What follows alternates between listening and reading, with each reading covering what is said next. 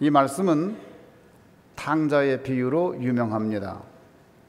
첫 번째 아들의 문제를 오늘 다루고자 합니다.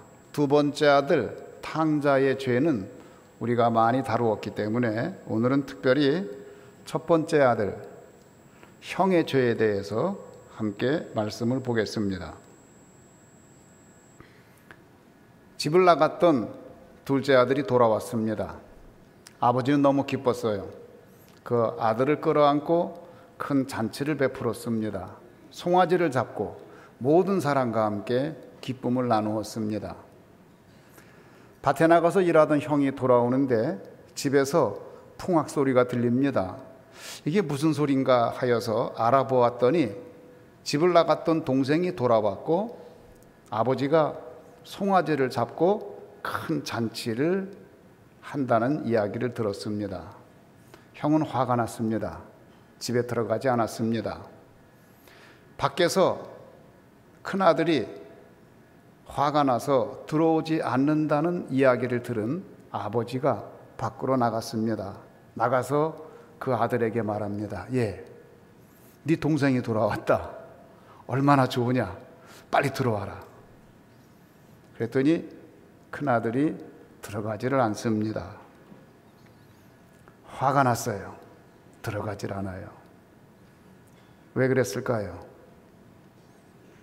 왜 잃어버렸던 동생이 돌아왔는데 화가 났을까요? 왜 기쁘지 않았을까요? 그가 가지고 있는 인생의 기준이 달랐기 때문에 그래요.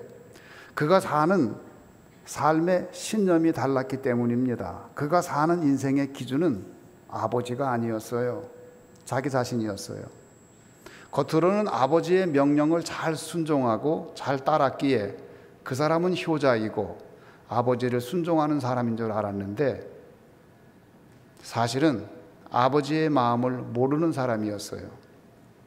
아버지는 둘째 아들이 집을 나간 후에 그 아들이 이제 오나 저제 오나 기다리는데 형은 그렇지 않았어요.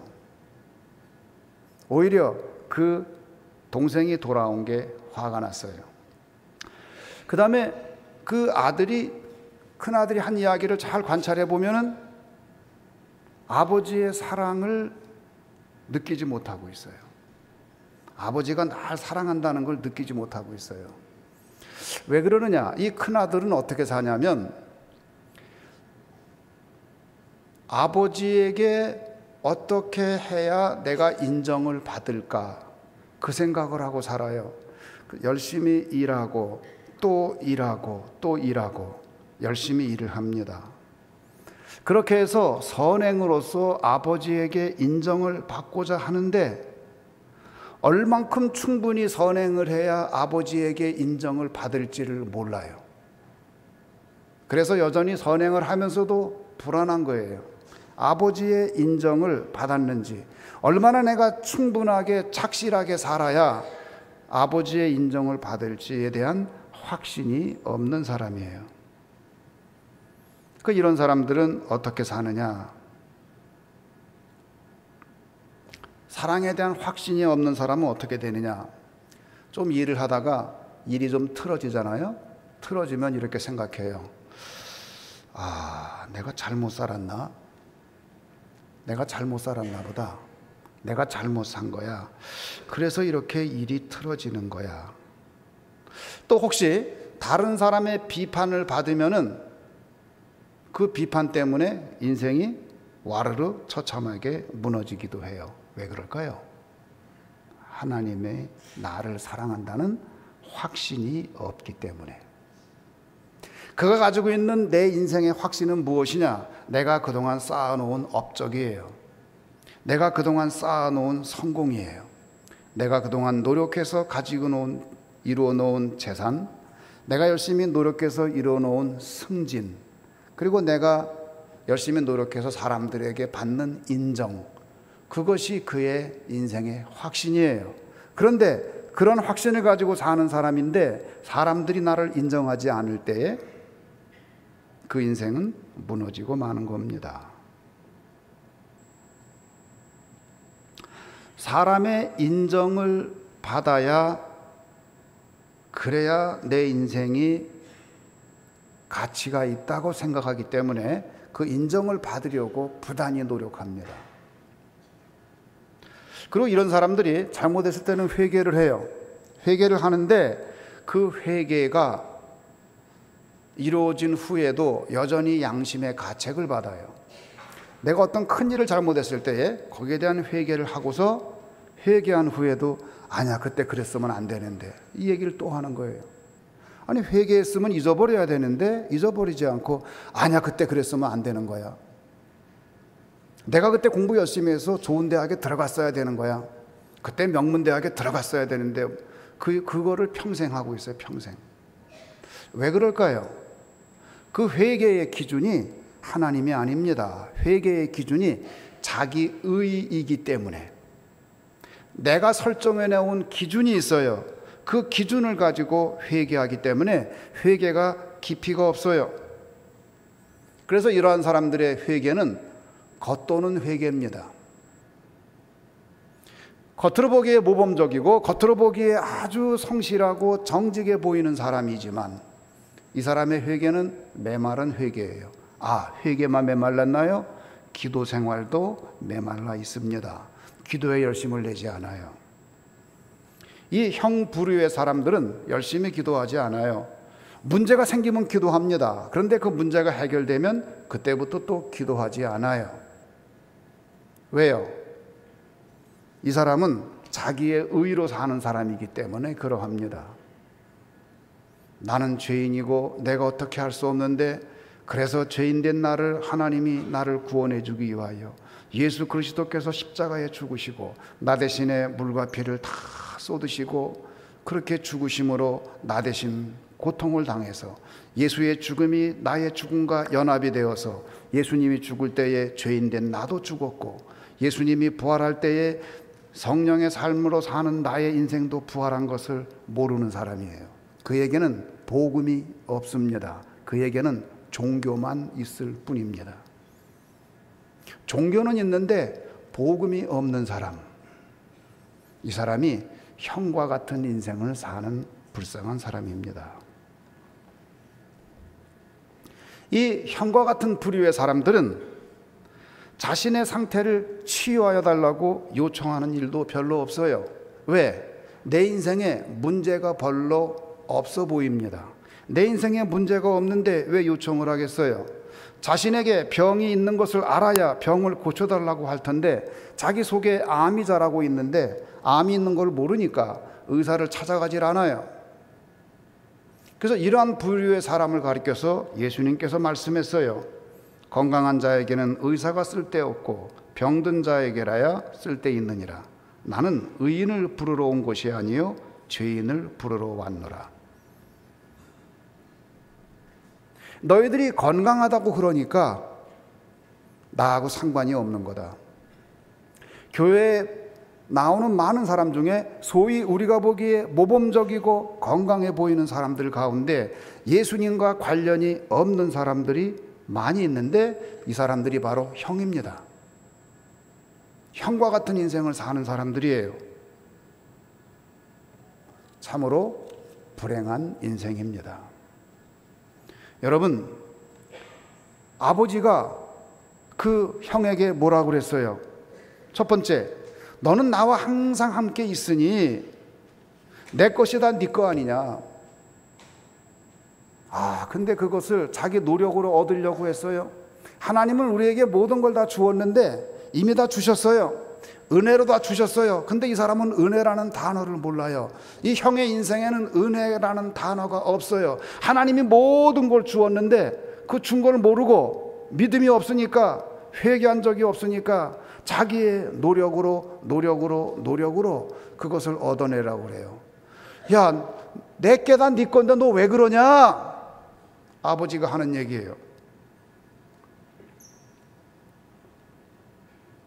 32절에 이렇게 말합니다. 이 내 동생은 죽었다가 살아났으며 내가 잃었다가 얻었기로 우리가 즐거워하고 기뻐하는 것이 마땅하지 않냐 하고 아버지가 아들에게 말합니다.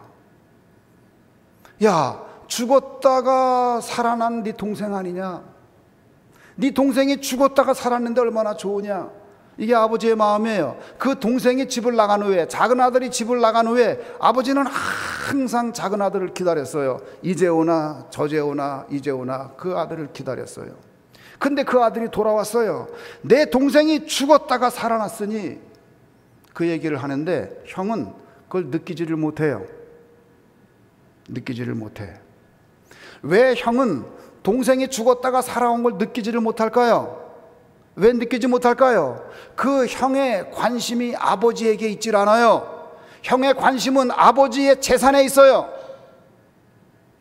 그는 아버지의 아들이 아닙니다. 그는 물질의 아들이에요. 그는 재산의 아들이에요. 그래서 동생이 돌아오는 거 얼마나 기쁜 일인데 그걸 느끼지를 못해요. 관심이 다른 곳에 있어요. 그는 성공의 아들이에요. 어떻게 하든지 내가 성공해야 돼요. 내가 재산이 증식이 돼야 돼요. 내가 더 잘 돼야 돼요. 그 관심만 있는 거예요. 오히려 동생이 죽었다가 살아온 거 달가운 일이 아니에요.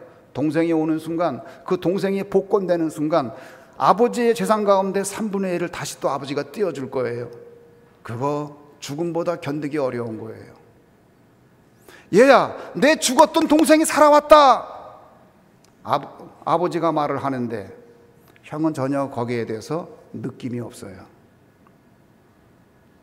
내가 잃었다가 얻었기로 우리가 즐거워하고 기뻐하는 것이 마땅하지 않냐. 그러나 형은 아버지 재산 때문에 죽었던 동생이 다시 살아난 것이 눈에 보이지 않습니다. 왜 쟤는 돌아와서 내 재산을 축내려고 하지? 못된 자식. 차라리 거기서 죽어버리지 왜 살아서 왔어? 나쁜 놈의 자식. 아버지 재산, 그 아까운 재산을 다 갖다가 쓰고서 이제 돈 떨어지니까 기어들어와? 저 나쁜 놈의 자식. 형의 관점에서 볼 때는 세상에는 두 부류의 인생밖에 없어요. 하나는 뭐냐? 나처럼 성실한 사람. 또 하나는 뭐예요? 동생처럼 불량한 사람. 그리고 나처럼 성실한 사람이 실세예요. 그리고 그런 불량한 인생은 이 땅에서 제거되어야 될 존재예요. 퇴물이에요, 퇴물.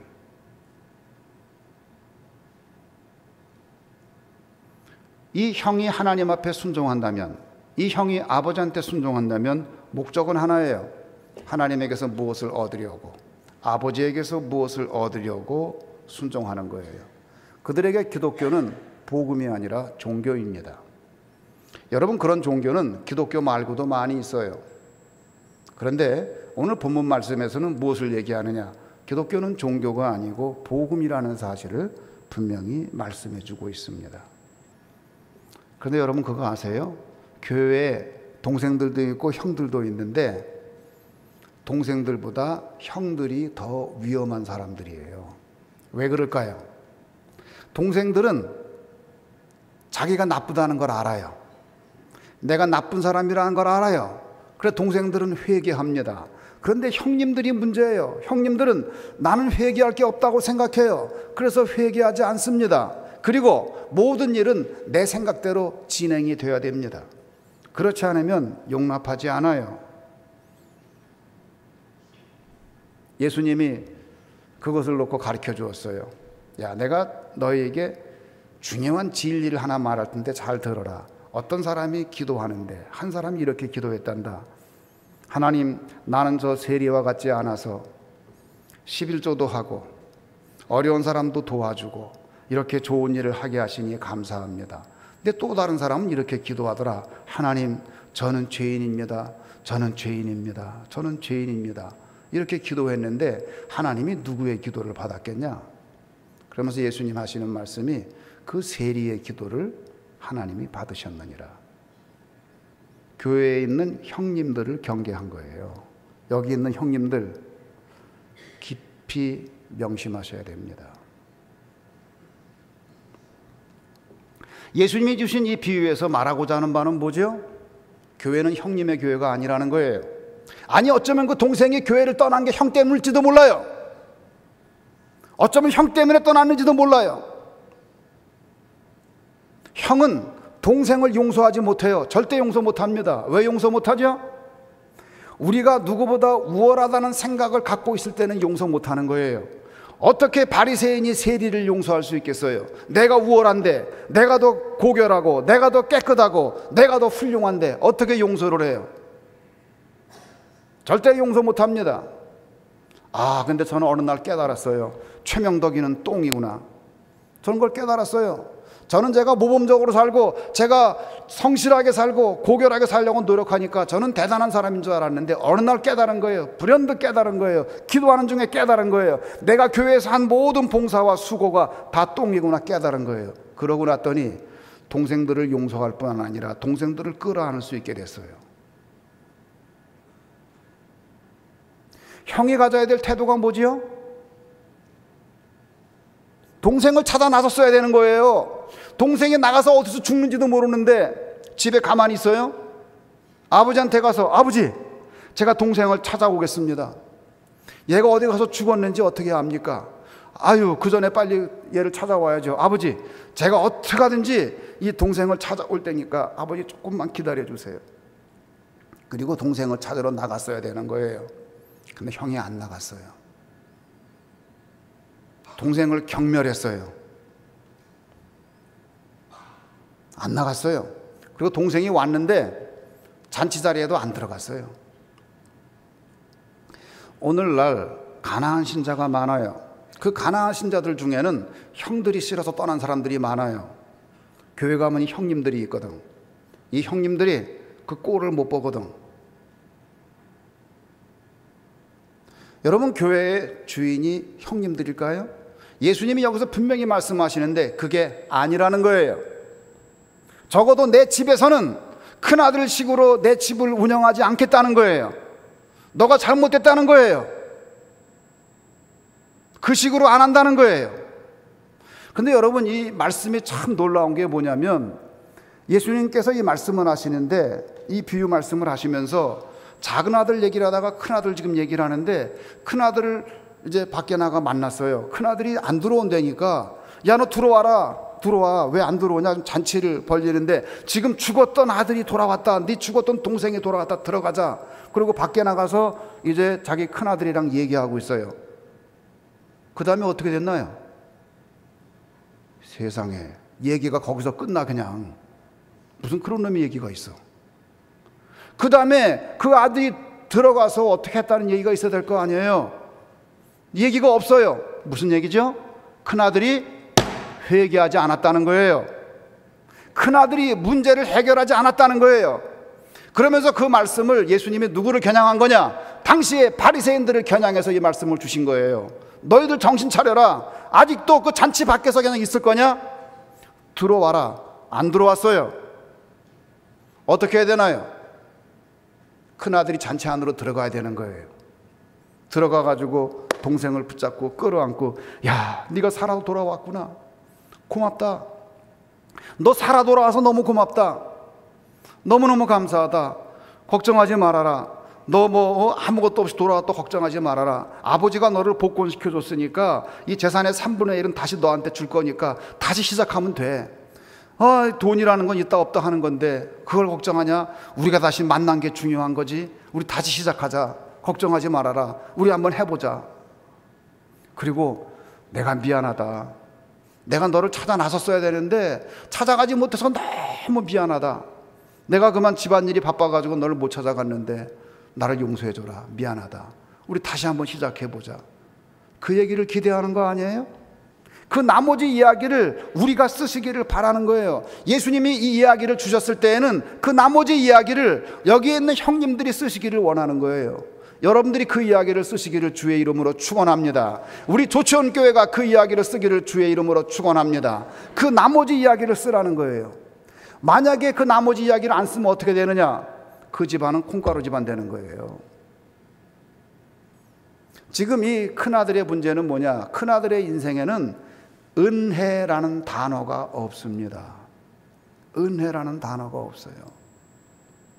나는 죄인이고 나는 죄인 중에 괴수다, 그런 생각이 없어요. 나는 죄인이라 내가 내 인생을 해결할 힘이 없는데 예수 그리스도께서 나를 위해 대신 죽으심으로 나 대신 모든 심판을 당하시고 물과 피를 흘리시고 그렇게 죽으시고, 그 예수님이 죽으실 때에 나도 예수님과 함께 연합하여 죄인된 나도 죽었고, 예수 그리스도 부활하실 때에 나도 예수 그리스도와 연합하여 성령에 이끌려 사는 삶으로 나도 부활하였고, 내가 새로운 인생을 사는 그 개념이 없어요. 그에게는 복음이 없어요. 그에게는 종교만 있는 거예요. 그래서 내가 이렇게 사는 것은 하나님의 은혜다, 나는 참으로 하나님 앞에 죄인이다, 그 마음이 없어요. 내가 죄인이다, 죄인이다, 죄인이다, 나는 죄인이다, 그 마음이 있으면은 동생이 돌아왔을 때, 야, 내가 죄인인데 너도 이렇게 죄를 졌구나, 우리 똑같은 입장인데 똑같은 형편인데 우리 하나님 앞에 같이 나아가자, 용서를 빌자, 그랬을 거예요. 그런데 지금 큰아들은 어때요? 내가 더 우월해요. 내가 우월하다고요. 그러니까 동생을 용서하지 못하는 거예요. 여러분이 교회에서 헌신하고 교회에서 열심히 봉사하고 그것을 가지고 공적으로 내세울 때에 복음은 사라지고 종교는 세워지고 복음은 사라지고 자기 의가 나오는 겁니다. 하나님의 의는 땅에 떨어지고 인간의 의가 높아지는 거예요. 그럴 때 사람들은 교회를 떠나는 거예요. 예수님께서 말씀하시는 것은 뭐냐? 결코 교회가 그런 데가 아니다. 교회는 큰아들 중심으로 움직여지는 데가 아니다. 적어도 내 집에서는 하나님의 은혜로 움직여지는 것이다. 그것을 가르쳐주고 있어요. 사랑하는 성도 여러분, 만약에 당신이 지은 죄가 뭡니까? 죄를 목록을 적으라 그러면 작은 아들은 적을 게 너무나 많아요. 그런데 큰 아들은 적을 게 없어요. 왜? 죄진 게 없거든요. 간음한 적도 없고 도둑질한 적도 없고 잘못한 게 없어요. 그러나 여러분, 진정한 죄가 무엇인 줄 압니까? 아버지의 뜻을 모르는 게 죄예요. 아버지 자리에 내가 앉는 게 죄예요. 하나님의 의를 나의 의로 갈아엎는 게 죄예요. 그렇게 사는 게 죄예요. 이곳에 있는 형님들, 회개하시기 바랍니다. 그럴 때에 놀라운 역사가 일어나요. 니고데모는 형이었어요. 회개했어요. 바울도 형이었어요. 회개했어요. 그가 모범적으로 살고 정직하게 살고 성실하게 살았는데도 불구하고 나는 죄인 중에 괴수라고 회개했어요. 마틴 루터도 형이었어요. 회개했어요. 저도 형이었어요. 회개했어요. 저도 내가 성실하게 살고 정직하게 살고 열심히 살면 괜찮은 줄 알았어요. 근데 아니에요. 어느 날 깨달았어요. 그 형들이 회개할 때에 동생들을 끌어안을 수 있고, 그럴 때에 그 가문이 살아나는 거예요. 우리 조치원 교회는 동생과 형이 함께 하나님을 찬양하는 교회, 동생과 형이 하나님의 가문을 이루는 교회, 동생과 형이 하나가 되어서 복음을 만방에 선포하는 하나님의 영광을 드러내는 교회가 되기를 주님의 이름으로 축원합니다.